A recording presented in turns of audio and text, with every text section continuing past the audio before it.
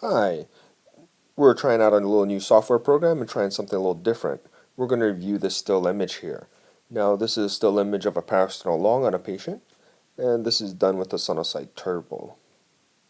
Let's point out a few structures of interest here. First, we have this area here, which is our left atrium.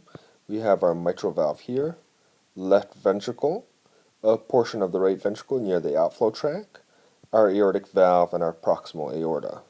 Now you may notice one of the hard landmarks and things we want to identify, which is back here, the descending thoracic aorta. Now, the pathology in the screen here is this area right here where we have this fluid stripe. And we have an area with a separation there. We can see the anechoic nature of it. We know that's fluid. And the question becomes, is this a pericardial effusion or a pleural effusion? Now, many times people will discuss looking for the descending thoracic aorta right here as a marker.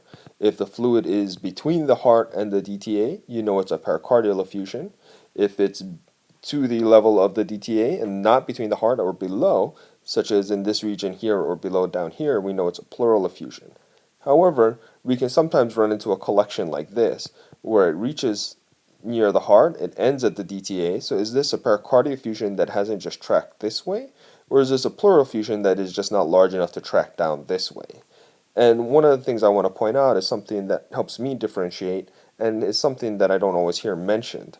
And that is this structure right back here. And this is your spinal stripe. You're used to looking at it in your abdominal aorta, and you'll have your spinal stripe and your aorta next to it. And what we have here is our spinal stripe in this area here when we cross over like that.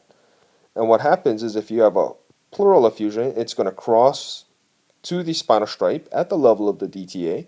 But remember, this is in the left hemithorax here. A pleural effusion will not cross over the spinal stripe into this area, and that's because the pleural cavities are not contiguous. However, something in the pericardial space will cross over the spinal stripe because the pericardial sac rests as a separate potential space and does cross the midline.